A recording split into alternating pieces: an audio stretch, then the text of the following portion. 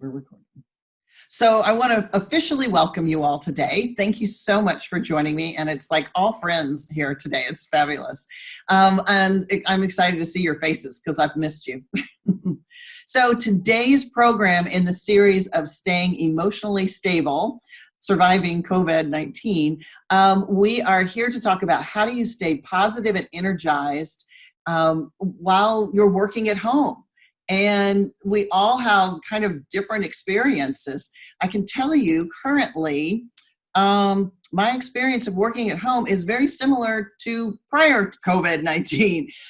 The difference is there's more people around.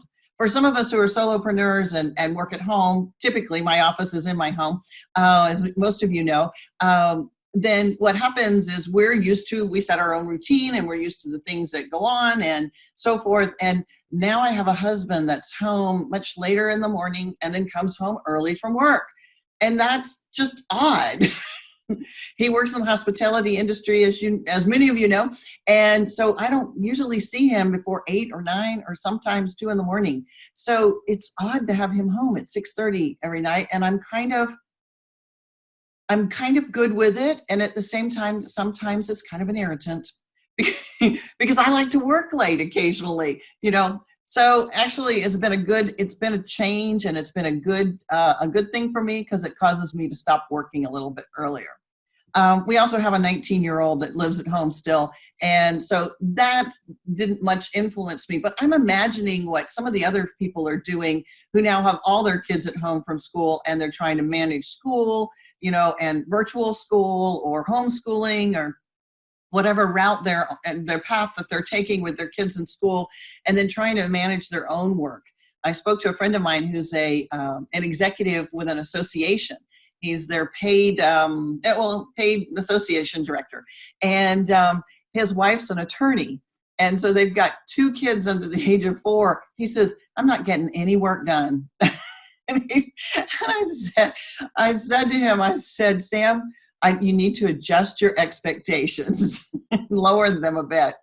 So I heard this great quote today, and it was, "Stress is when events don't meet expectations." When events don't meet expectations, and that kind of makes sense. That's kind of the physical and emotional manifestation when things don't come together quite right in what we expect.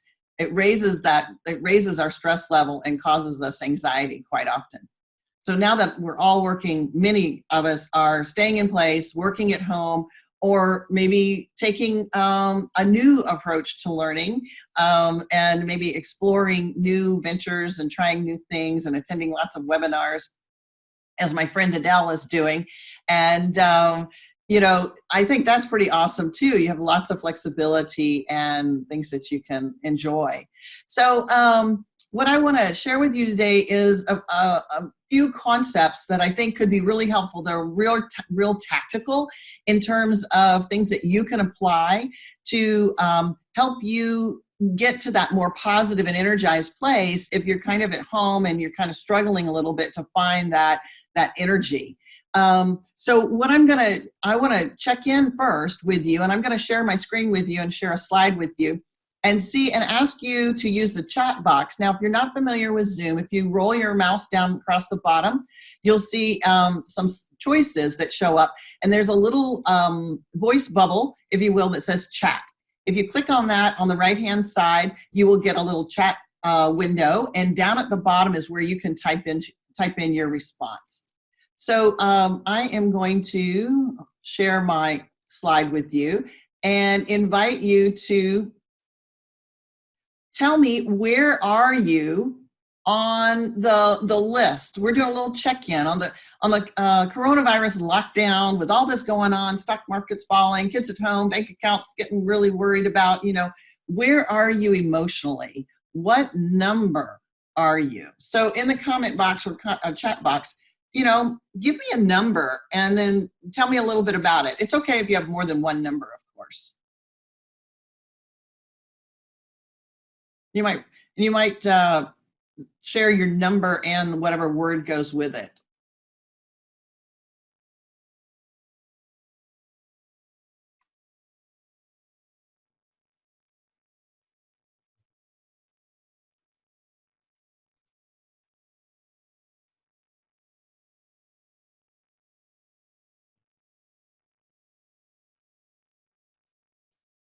Okay, so let's see. We have, so Monica and so Mike's at a 6, Monica's at an 8. Okay, a little further down.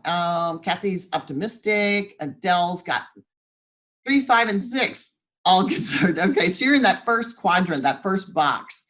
I'm in 8 because I'm homeschooling. Yeah, no problem. I get that completely. That might even change day to day in terms of how things are going with homeschooling. Yeah, that's trying for sure. Yes. So, if we can start our day with high energy, it can be really helpful in terms of giving us the momentum we need to get through the day. So some of the things that you might want to look at is, what's really draining you.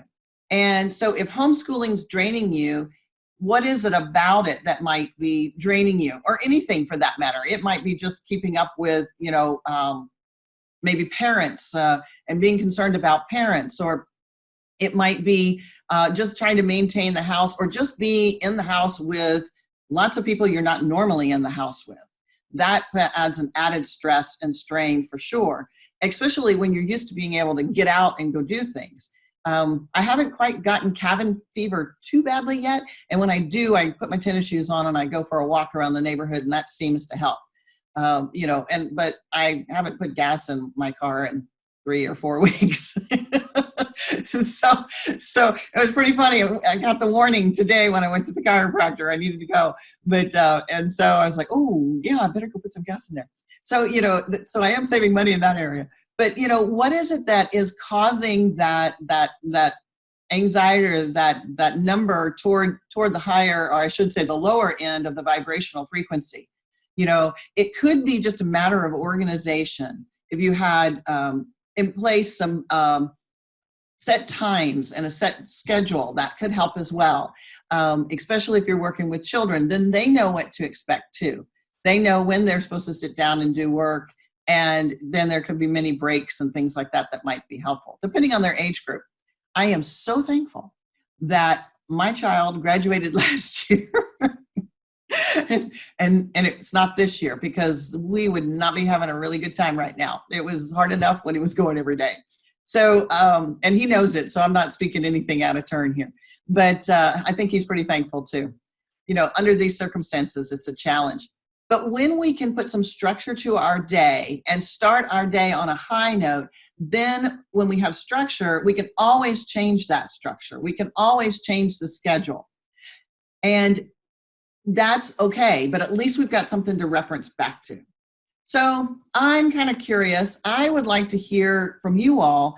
Give me some more. I would like some more information on why you have chosen the numbers you've chosen. So I'm going to unmute you all, or why don't you guys are capable of doing that? So let me ask you to unmute yourself and tell me why you've chosen the numbers you've chosen.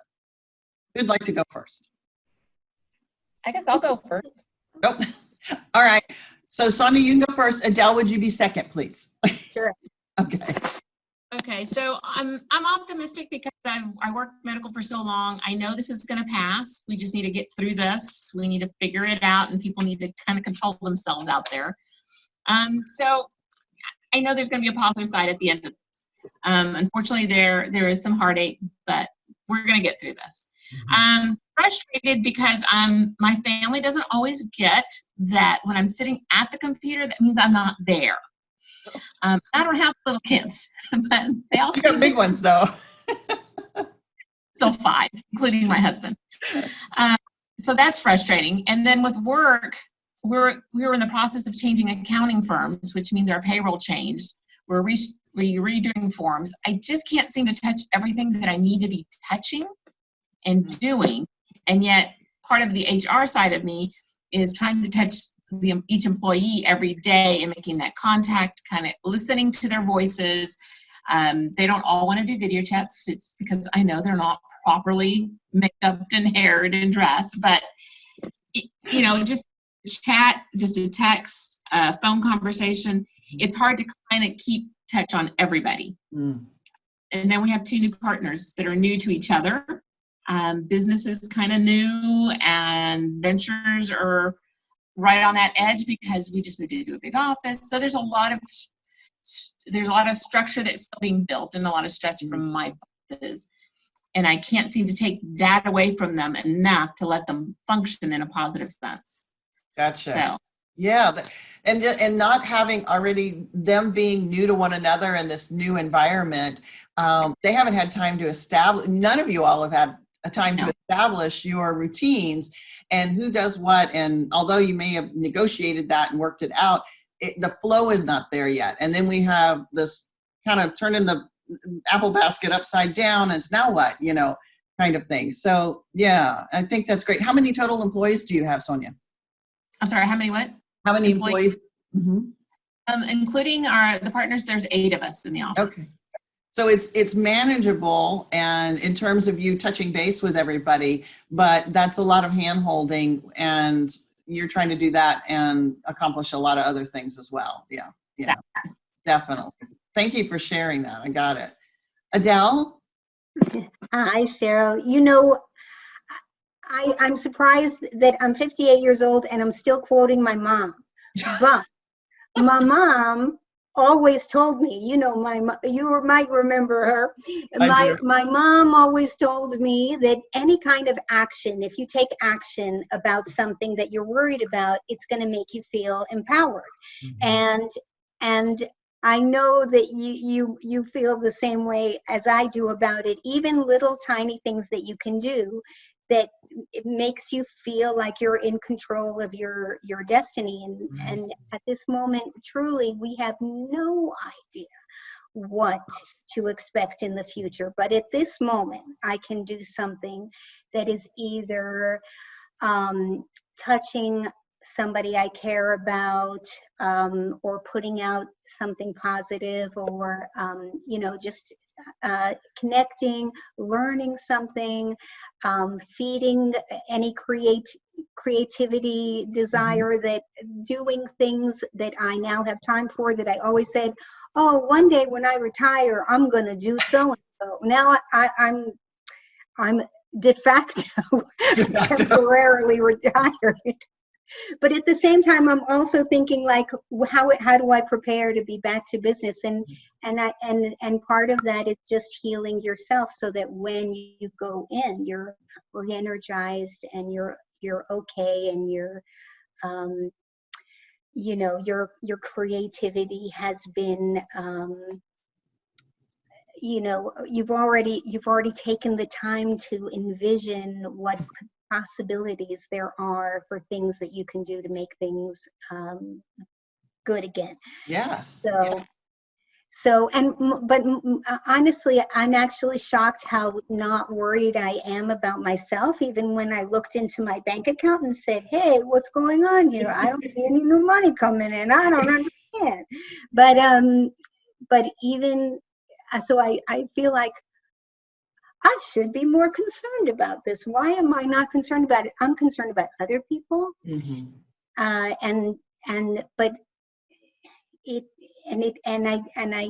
do feel that, but it's not the same way when you're panicked over, where's my meal next thing is coming from, and it's just different. Yeah. And I encourage you not to dwell on, I don't feel worried. I mean, go there, let it go away. Yeah, don't go, well, I should be feeling more worried, or I should feel more concerned, or everybody else is concerned. Should I be concerned? Don't go there, friend. Don't go there. Okay. And by the way, everybody, Adele and I go way back.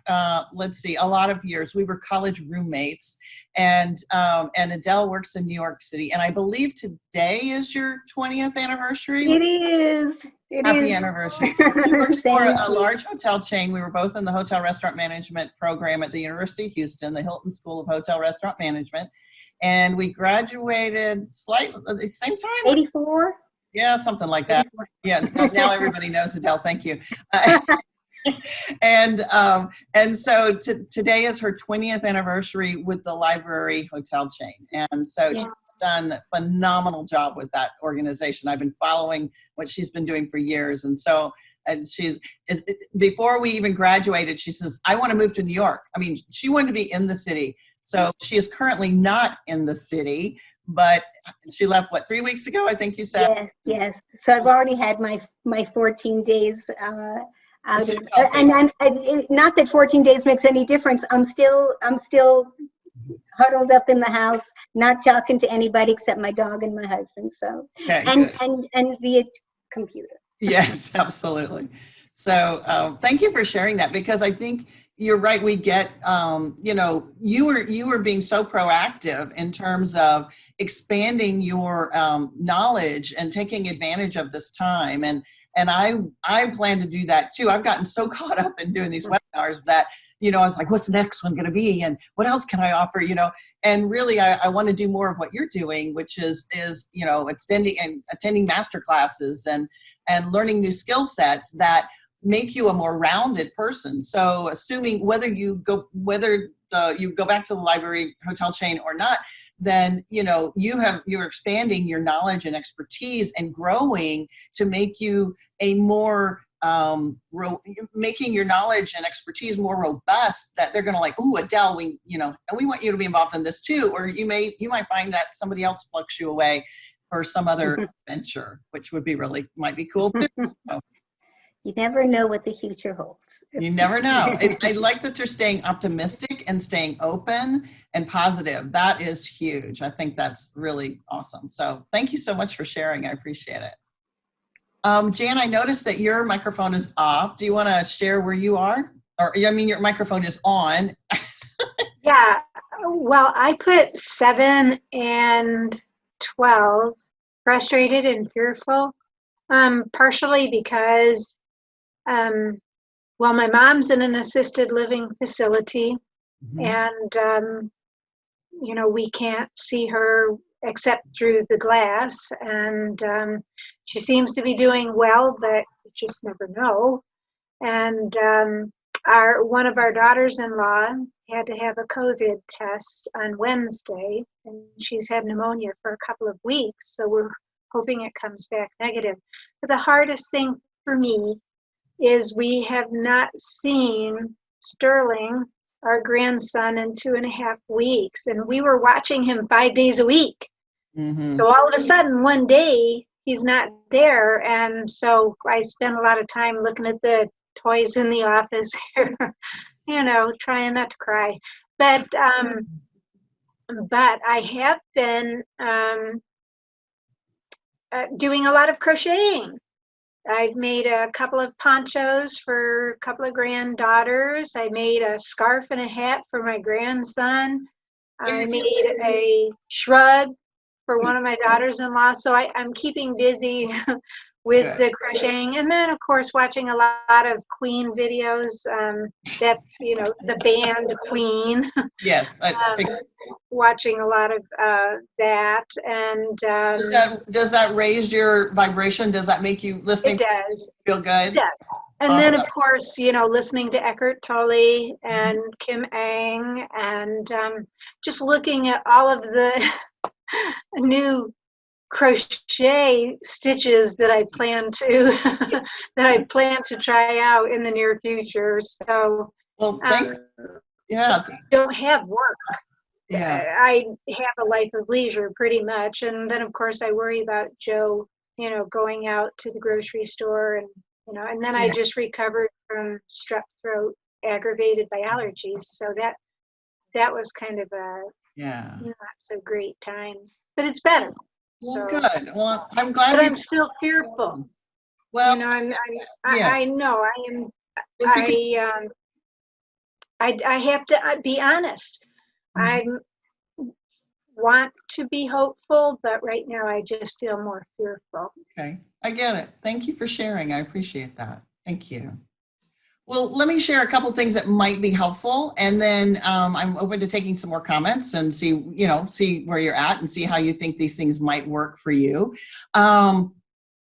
So one of the first things that Jan's already doing, which is listening to music that lifts her up. The emotions are a vibration, and I've talked about this in a couple of the other workshops or webinars that we've done, and they're a vibration, a vibrational frequency. And the higher that frequency that you have, the more inspired and energetic you feel, because it's like those waves come into your body. Now, I like to amp it up by singing along. And that raises my internal vibration, not just my external vibration, but my internal vibration. And if you start your day with music like that, one of my favorites is Gloria Estefan's Get on Your Feet, but there are so many that are really inspiring and encouraging, and I don't even know all the words to that, so I make them up as I go along. So, that just raises your vibration, and it can give you the momentum to carry you forward. And, so when new things that get in the way come up, then you can very easily respond to them. And they don't bug you. They kind of just wash right over you, kind of thing. Another thing that you can do is really indulge in comedies. There was a Carol Burnett piece that came up on my Facebook page the other day on some feed, and I just sat there and cracked up because it was one I'd never seen before, and I watched Carol Burnett as a kid forever. A friend of mine really likes Whose Line Is It Anyway? And I caught that the other day. Those are the ones where they do improv on the fly, and they're given a prompt, and they have to act the improv out. Oh my gosh, my belly was hurting so much, and my cheeks were aching from laughing so hard. When we get into that real belly laugh, it releases endorphins and chemicals in our body that literally boost our immune system. And when stress is taking it down, and when our thoughts are causing us to feel stressed or anxiety or fear, that's working at just the opposite. That's triggering those biochemicals, not only in our brain, but in our body, that are then causing our immune system to be depleted. You may have heard of the hormone cortisol. Very often when we're under stress for a long period of time, and you'll especially see it in women, and I'm one of those women sometimes, or have been under a lot of stress at different times, we will tend to gather fat in our bellies. And men will do it as well, but you'll notice it I notice it especially in myself, but you might notice it in others. And that's where it goes first. And it's that cortisol, it's being under stress for a period of time that causes the cortisol to be released and that fat to be stored in that area. So it's specifically tied to that. I figure if I could just not have stress, then I would have a flat stomach and probably, a 6-pack or 8-pack, 2-pack. Right now I got 2 rolls, but anyway. So, it's something that we need to think about, because those are kind of the things that that we may not realize are happening as we are, going through our days. And we may be feeling that stress, but not realizing what it's actually doing to our physical body. So increasing your laughter, your reasons to laugh, somebody sent me, just one of my favorite people from probably 35 years ago, who I don't see, who has children my age, sent me something on Facebook Messenger, and it was a video, and it was a conspiracy theory type video. And I didn't know what it was. I really respect this man and like him very much, love him to death. And here I was getting this, and it didn't align with my beliefs at all. And I'm like, I watched like 2 minutes of it because it doesn't say conspiracy theorist at the bottom of the video, right? So I watched a couple minutes of it and I went, this isn't making me feel better. This isn't raising my vibration. And so it was just like, I didn't even respond to it. I just, closed it, made it go away. If it was deletable, I deleted it. But I've gotten several of those. And so I encourage you, if you're getting those from people, as soon as you figure out what it is, close it. Don't wait for the punchline or the 13-minute video to finish to make up your mind. Cancel it early. Protect your own emotional stability, your emotional body from those things that are not in alignment with something positive. Okay. So the biochemistry side of things is super, super important. Something else that I would like to encourage you to do is, if you're fearful, and maybe this is specific to Jan and maybe others, if there's areas that you're fearful about, try to identify what that is and put it in a box over here.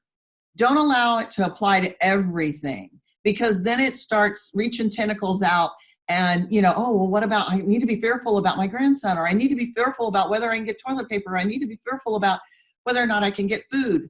No, that's you may just have fear about your own health, or you may just have fear about your grandson, but limit it there. Don't let it send its little tentacles out into every other category, because where your thoughts go, your emotions flow.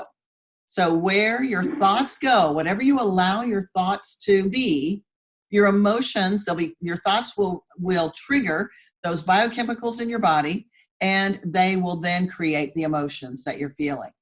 And then it makes it really hard to act, especially if you're feeling negative, if you're feeling on the lower end of that spectrum toward the fear end, it's really hard to take action. Like Adele was saying, if you're concerned about something, take action and you will become empowered. That was totally brilliant. I remember her mother, but I don't remember her mother saying that. But then again, I wasn't around her mother a whole lot.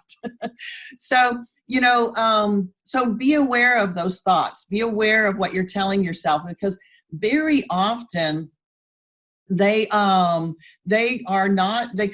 thoughts might not be supportive, and that's important that you look at that and be aware of it. So a couple other things that were on my list is this might be helpful as a something you might want to write down. I don't have let me see if I made a slide for this. I may have made a slide for this. So I don't know. So we're going to check. Well, let's see if we can get our slides to move. Nope. Let's see. Yep. There it is. There it is. Okay. So I came up with a six-step process, moving from worry or fear into action. And like Adele's mom said, if you can get to action, that you start feeling empowered and stronger by the minute. So what I suggest that you do is write down each worry or concern. And the way I kind of vision it, and in the way I've done it, is to maybe put them in a column if you have multiple ones. So you might take a piece of paper and fold it in thirds, and each column is a specific worry if you have more than one. Then under that worry, just say, don't be very clear about what it is. Don't just, I'm worried about finances. No, be specific. I'm worried about having enough money to make the car payment. And then what you want to do is ask yourself some questions and keep recording your answers. So if I didn't have enough money for the car payment, then what would happen? So that's number 2, right? Then what would happen? And what might happen is I might get a notice from the bank in the mail, right? You haven't made your car payment. Where's your car payment? Or you might get an email. And if you got an email, let's assume that occurred, then what would happen? So again, you're taking it to the next step and to the next step. And then if you need to, go to the worst case scenario. What's the worst case scenario? Well, they could repossess the car. That's possible. Might not happen, but then again, it's possible. And then you have to ask yourself, number 5 is, what's the likelihood of that happening? That's a real important question. With what's going on in our community and in our world right now, the chances of that happening are probably less likely than it was 2 or 3 months ago. So be realistic about that and ask yourself, what is the real likelihood of that happening? And then the last question, and the most empowering question, is, what inspired action could I take to either change the outcome or change the path? Because the path isn't always, the path doesn't always have to lead to the outcome. So an inspired action might be, I'll call the bank and talk to them about the fact that I can't make the full car payment. I could make a partial car payment and talk with them about that. So there's an option, and that's much more empowering. And you also feel much more in control of your environment when you do that. So there may be other situations that come to mind. Maybe it's, I'm trying to think. So why don't I ask you all, is there some worry you currently have that you'd be willing to walk through this process with me on? You can unmute yourself and I'll know that way. Oh, nobody. Or we're thinking about it. No problem. What was the question again, Cheryl? So the question was, is there a worry that you currently have that walk through the process with that's not about your car being repossessed, because I just did that one, or not being able to make a car payment? What might be one of your worries, Sonia? My worries. No matter how big or small. My biggest worry is controlling my husband from going shopping every day. How do I stop him? Because we have no need. I'm putting things in my AC closet because they don't fit in the pantry and they don't fit in my kitchen. You can only buy so much toilet paper in the world, you know? We now know where all the toilet paper is. This is Sonia's house. Absolutely. So, okay, so the real fear is the real fear that he's going to overspend? Is the real fear that you don't want him out in the environment so he doesn't come in contact with the virus? What is the real fear behind him going shopping every day? Part of the fear is, yes, we had taken money out of, our retirement to pay off credit cards, and it's on reserve now. And of course, it just seems like he's getting a little more and a little more out. And I'm trying not to start that battle because it's a petty little thing right now for us. But the big fear is, his health is he really should not be out. As his false sense of security, that his doctor in LA told him, well, with all the blood thinners you have a lack of protein in your body. Therefore, this virus is not going to be looking for you. You're the last resort meal. So he has taken that to a whole other level. And so, he's out. He goes to help, Aldo and Ed at Aldino's and goes and checks on Howard. And then it's because my lover, her husband is sick. And so she does not go out unless it's absolutely necessary. Okay. She'll send me her list of, I need Clorox wipes, I need Lysol, I need pasta, I need kidney beans. And Eric takes it as a task and goes to every HEB he can find from the north side to the south side, because south side has the stuff that north side wants and north side has the south side stuff. So it's like, stop, you don't need to do this. So it sounds like to me, if we were going to use the process, it sounds like to me that the real concern or fear is that he will come in contact with the virus, and even if it doesn't choose him, he could be a carrier. That could, so then what? He could be a carrier and bring it home or bring it to other people. And then the next question, then what? Then they might get sick. They might already be compromised, right? Worst case scenario, there's two worst case scenarios in my mind. One is he actually does get the virus or he contributes to someone else getting the virus. And that is a problem. That is a problem. So what is one action step that you might be able to take with him to discourage his outings? Now, we both know he's a highly social guy and he loves to do for others. But what might be one action step you could take to curtail his outings?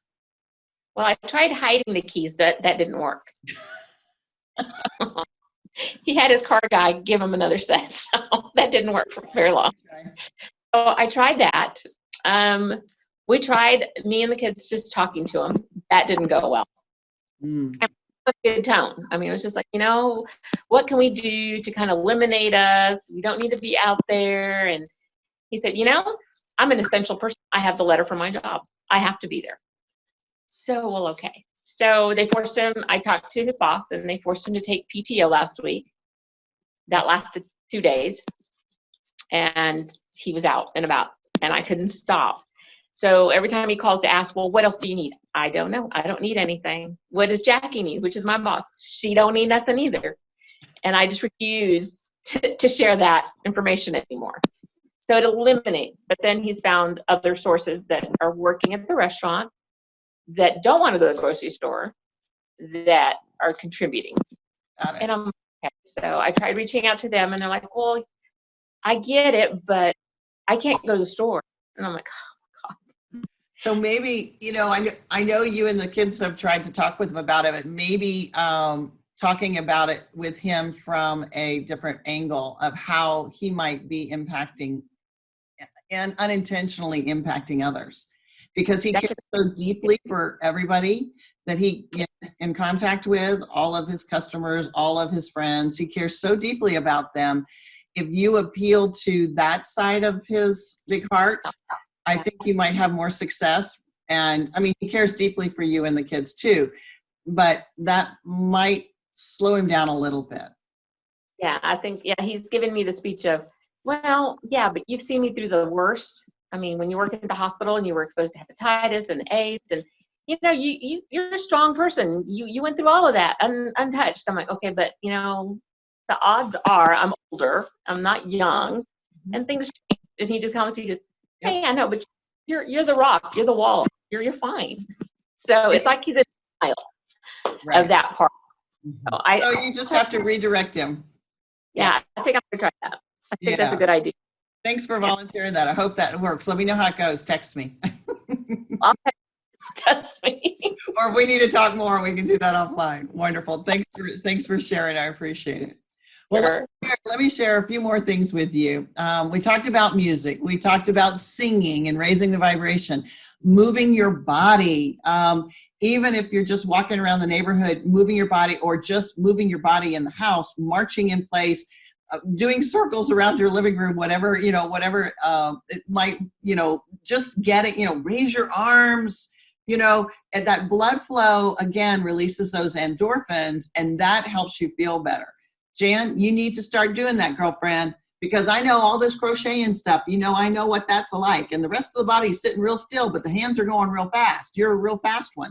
But you need to get the rest of the body moving so you've got more energy and more positive expectations. So that's important. The other thing that I would suggest that you do is that you journal. And journaling is not about writing, 25 pages every day or even a full page every day. It may be just a short little blurb about how you're feeling today. What did you notice in the world? What did you notice about other people? You might even, as part of that journal, start a gratitude list. And gratitude in the sense of, I challenge you to come up with 2 to 5 things every day that you're grateful for. It may be great. You may be grateful for good internet. Yeah. And you might be grateful that we can see each other, or you might be grateful for electricity. But as soon as you run out of those obvious things, you have to look a little bit further. Like, I'm grateful that when I'm walking in the neighborhood, the car that passes me by waves, right? They're friendly. So what are you grateful for? And when you don't allow yourself to repeat anything, you start seeing more and more and more things to be grateful for. And you're like, wow, I really have a good life. I really have good things going on. And you can that too raises your vibration, because you accumulate all this good gratitude, and then wish some good gratitude or wish some good stuff on other people. So in one of my other webinars, we talked about when somebody is a negative Nelly. I'm not sure I called them that then, but a negative Nelly, then marshmallow them. And that's when you imagine a marshmallow and you put it over the giant marshmallow. We're not talking any of those little ones or those little ones you put in your hot chocolate. We're talking a giant marshmallow. And you just put that over the top of them to curtail their negative energy. And it's really effective. It's amazing. I know that I'm not the only one that can do this because I've taught it to other people and they're like, that really worked. And so, and in that moment, that marshmallow is a marshmallow of love, not of ugliness or restraint or judgment. It's really a marshmallow of love, knowing that they're coming from a place of fear and maybe not feeling all that. They may be feeling unworthy or just any number of things, shame. Those are some of the lowest vibrations on the vibrational scale. And it's hard sometimes when you're feeling low down there to jump up to a much higher level. But if you take some of these techniques that I'm talking about, it can easily raise your vibrational level very, very quickly, right? So I'm going to look up. Yep. Okay. So there is one other thing you can do.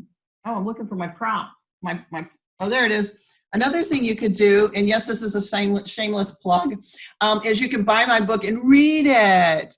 It's called Emotional Self-Mastery. I know. Sonia's grinning and nodding her head. Yes, because she's read it, and so's Jan. It's called Emotional Self-Mastery, the best book on regaining personal power, self-confidence, and peace.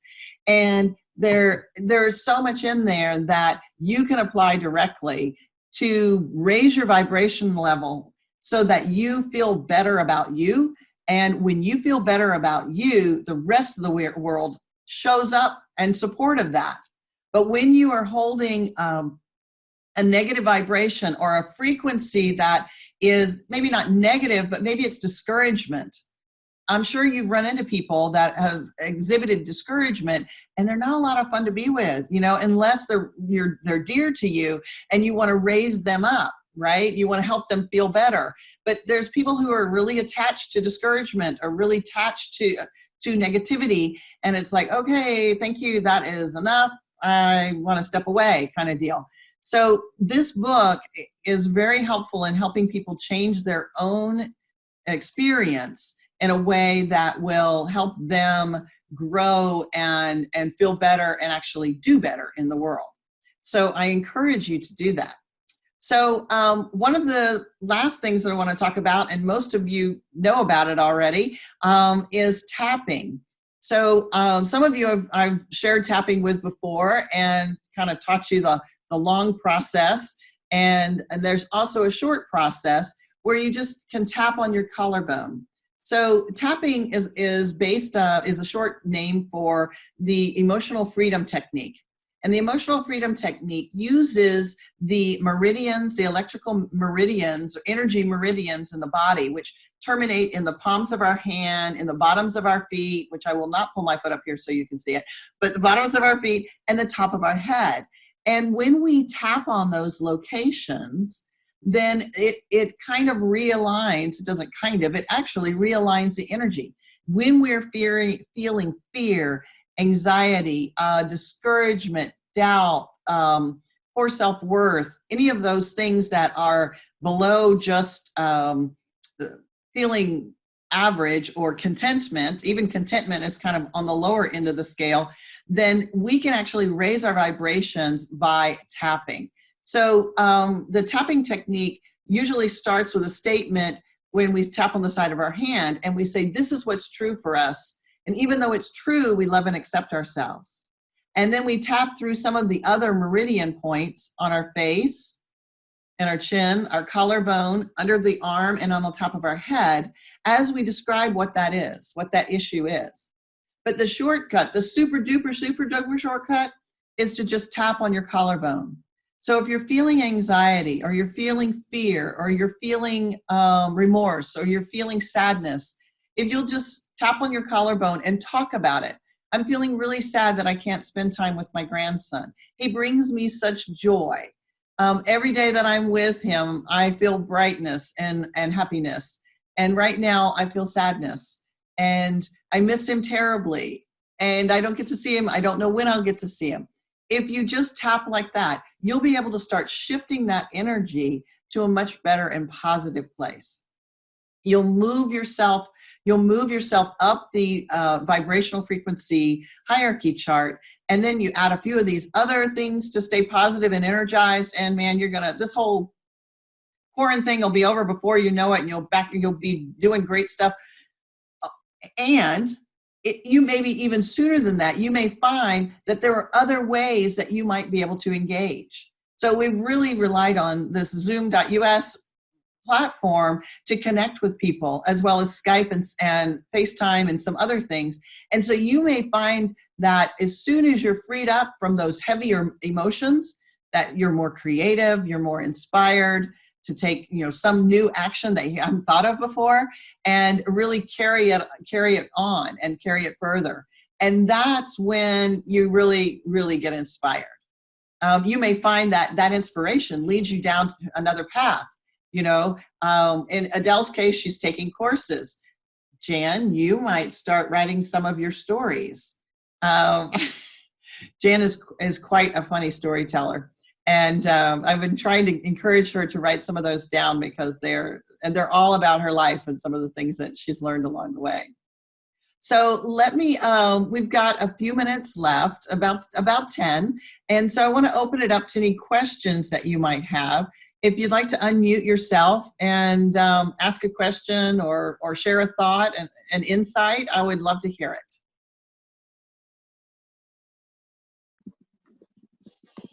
Sonia, do you have an insight? Well, okay, so what I have been doing, and I've been doing it with my And what staff. are you doing, by the way? You're walking everywhere. Well, I'm checking to make sure. Some people have shown up in this office to pick up some of their stuff, so I'm making sure everything is clean and there's no dirty. It's okay. I'm just teasing. So tell me your insight. So something that I've been doing for the staff is, and I've had a lot of years of experience of HR. So when I've gone through this in the past, I found that you tend to lose some of your team connection or even family connection because you don't see people's face. Mm. So we have Slack for everybody in our office. So we all talk all day long, and we go into some crazy squirrely moment tangents about the Masked Singer and the Good Doctor and just whatever, which is good. So we still kind of have that connection. I call it extended coffee time is what I call it, because it goes for more than just a few minutes. Mm-hmm. But what I'm doing is in email, you can do free video chats. Oh. And so you can do, regular, like you're texting on the email. So I started with that, kind of introducing it to everybody, and they were kind of like, first they're a little hesitant, and then they were very responsive. They can be a little more private and a little sillier. And then I was like, you know what? I need to see your face, because you can't see my facial expression, because I'm a hand speaker. As you know, my hands are flying everywhere. And I'm a very facial expression kind of person. So they're like, you're absolutely right. So one by one, they've been falling into this video chat. So every morning I'll pick one or two, and I rotate them every day. Mm-hmm. And it has really kind of brought them back in where they were feeling kind of isolated. Now it's like, okay, we have an office meeting. Are we going to do video chat office meeting? Now they're looking forward. We all kind of get excited about it. That's great. So everybody's kind of hiding their backgrounds. And so my big thing that they pick on is that I have a small pool in the backyard. Of course, they can't see the rest of my yard. It's a holy mess. So I said, I just angle it just right. And they just like, oh, Sonia. And I'm like, oh, here, let me show you. I'm going to put my toe in the water now. And I'm going to put my hand in the water. And it just gives us that chance, like you were saying, that giggle time. Mm-hmm. And oh, you hit your mic. Oh, Sonia. Hey, they get excited to talk to me and say, I just got to tell you the story real quick. And then it's like, we're kind of back in the office. Like they're sitting in my office. They'd always come in and tell me their weird stories or their grandkid stories. And it was their moment of us connecting. So it helps because I feel a part of them still. Mm-hmm. It gives them that camaraderie feeling. Awesome. So it's kind of cool. That is cool. Thanks for sharing that, because that's something maybe somebody else could use as well. Absolutely. I love that. Thank you. Appreciate that. Jan? Well, I was just going to say, you were talking about comedy. One comedian that I discovered that's hilarious is Sebastian Maniscalco. That's easy for you to say. Yeah, he's on YouTube, and it's Sebastian hilarious. Huston. He Okay, is okay. just hilarious. And the YouTube videos are only 4 or 5 minutes long, so Perfect. you can get a little teeny tiny laugh, but he's just hilarious. Thanks for sharing that. Awesome. Awesome. Thank you. Anyone else have a question or something else that maybe something you're taking away from today that's helpful?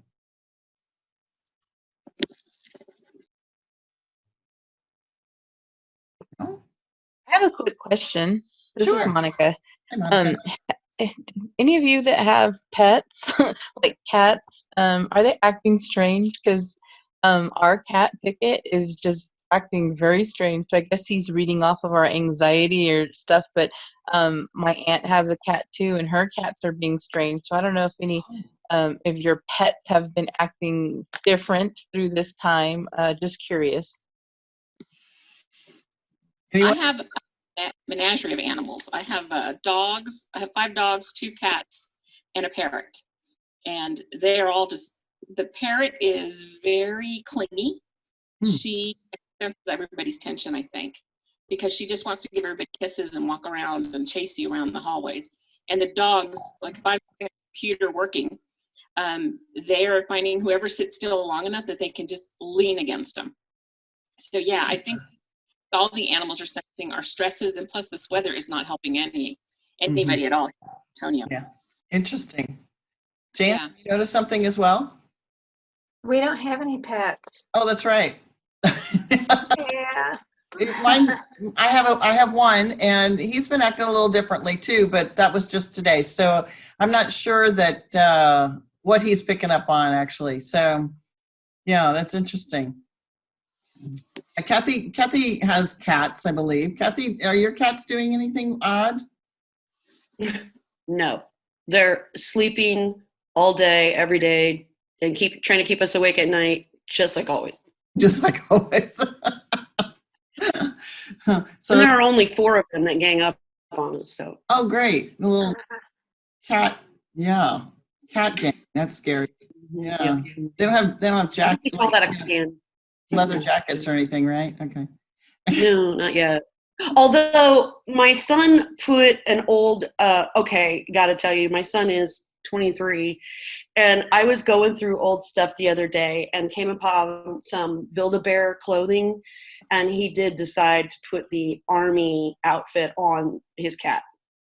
I'm going to confess for him and the cat. It was hysterical. Oh, cat That put up cat. with it? Oh my God, it was so funny. That's Shall great. send video later. Yeah, too. So there you go. And that's how the whole are dealing with COVID-19. Well, wonderful. Well, I think we're about ready to close. I want to invite you again to come next week, and we will have some new ideas, and I guess not really products, new ideas and techniques that might help reduce stress and calm your nervous system. And thank you so much for showing up today. I really appreciate it. It's nice to see your faces and connect with you. Next week's topic is staying emotionally balanced in uncertain times, unless I get inspiration for something else. It's all about staying flexible during this period. You know, we don't know what tomorrow is going to hold, and it's okay with that. We just need to accept one little part at a time. And it doesn't mean we have to figure out everything for our futures. We just need to take care of ourselves for today.